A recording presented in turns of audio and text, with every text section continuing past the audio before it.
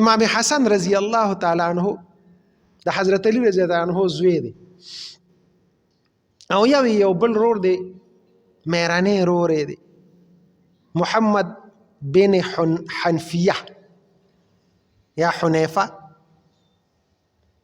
هغه سره پس خبره باندې چیړ راغی دوانو خبرې واړولې دوانو رونو چې خبرې واړولې یوم خپلاړو کورته او بل هم خپلاړو کورته نو دا حسن رضی الله تعالی عنہ دا بل رور چې محمد بن حنیفه هغه سوچ وکړ چې یاره دا خو ما ډېر بد وکړل چې دې مې خپه که خپل رور مې خپه که نه یو خط یې ورته ولیک خط کې ورته ولیکل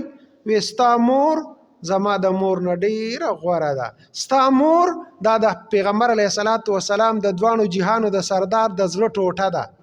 حضرت فاطمه رضی الله تعالی عنها یادول او زما مور یو عامه ښځه ده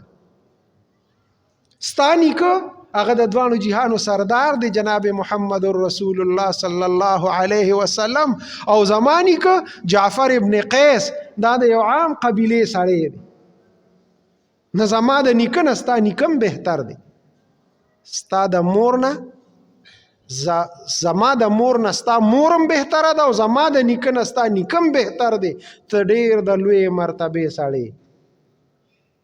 خو لاندې ورته ولیکل ویشا به زر که چې دا خط درته ضرور رسي نو راشه ماله او روغه را سره وکړه اوس خبره خو الټه ده ته راشه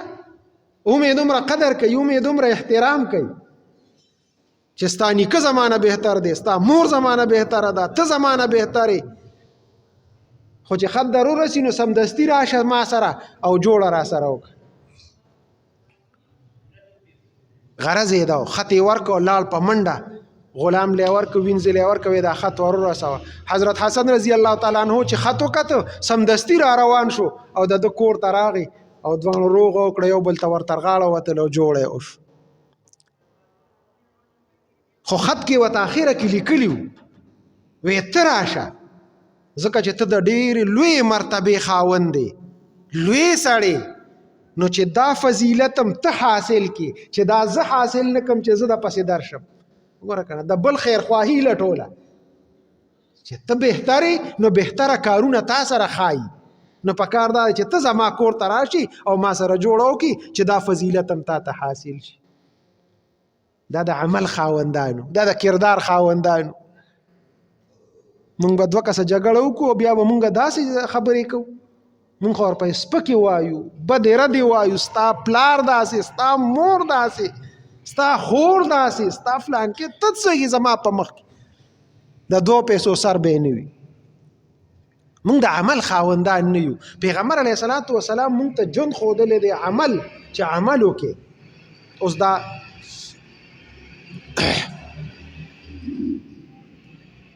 د عمل ورځې دا شعبان او دا رمضان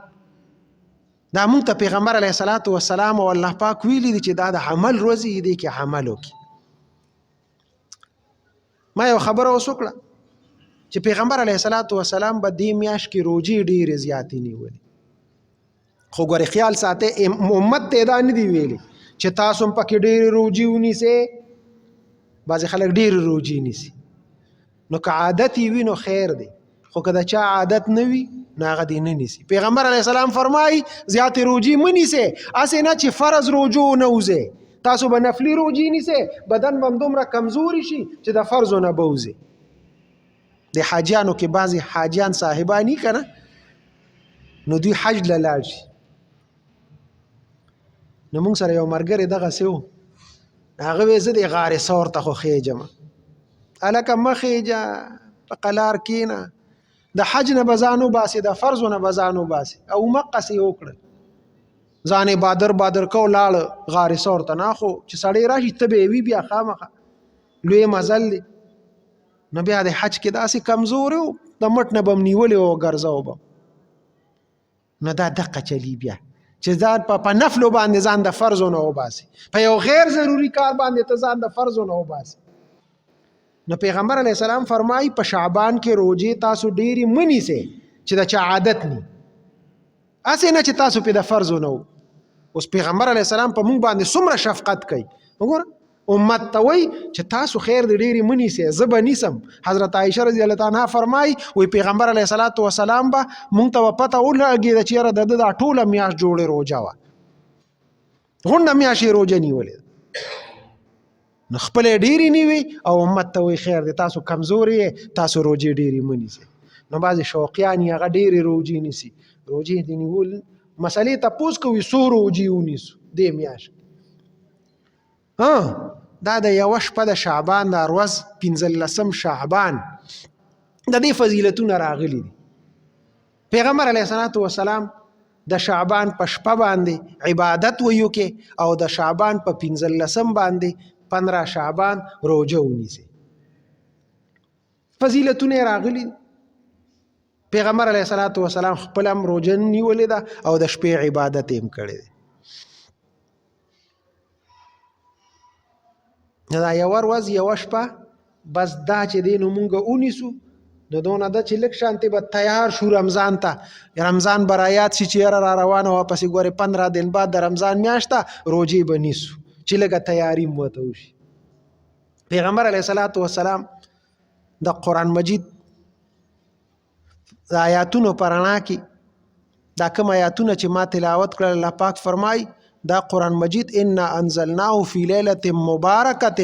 انا کنا منذرین فیها یفرق کل امر حکیم. بعضې علماء لیکلي دي دا د رزق فیصلې، دا د عمر فیصلې، دا ټولې په دې لیله مبارکه کې کیږي. د دې نه مراد د شعبان شپه ده، د 15 شعبان شپه ده. په دې کې زمونږ د ژوند فیصله کیږي ستا نور څومره عمر پاتې دی. دا سبا شپه ده یا بله شپه ده، سبا له شپه کې بله شپه ده، اتوار شپه کیدی شي دقه خالی اتوار دی. نو 15 شعبان د شپې زمونږ د ژوند فیصله کیږي. فرشتو ته الله لیست ورکي دا کسان دا په دې ورځ باندې یا دومره ورځې د دوی عمر پاتې دی، په دې کال کې به دوی وفات کیږي. رزق دا دومره رزق دی دا به دوی ته دې کال کې ورکولی. نو پیغمبر علیه الصلاة وسلام فرمای چې ستاسو د ژوند، ستاسو د مرګ، ستاسو د رزق فیصلې کیږي چې تاسو د الله په عبادت کې الله سره تعلقي، چې الله ستاسو په باره کې د رزق او د ژوند او د مرګ ښې فیصلې وکړي.